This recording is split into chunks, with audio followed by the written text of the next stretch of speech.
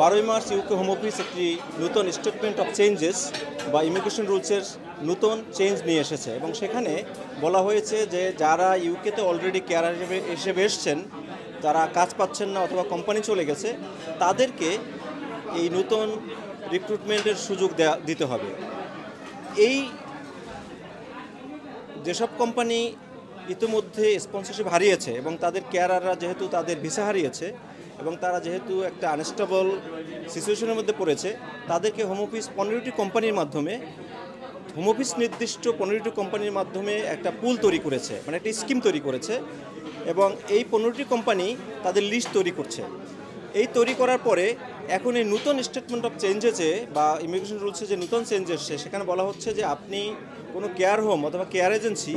যদি কোনো carer recruit করতে চায়, তাহলে তারা দেশের বাইরে থেকে আর রিক্রুট করতে পারবে না যতক্ষণ না পর্যন্ত এই পুলে যারা আছে, যারা অলরেডি ইউকেতে আছে,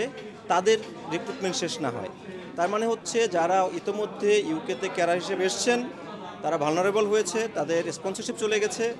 তাদের একটা সুযোগ তৈরি হলো নতুন করে স্পন্সরশিপ পাওয়ার সরকারের এই স্কিমের মাধ্যমে।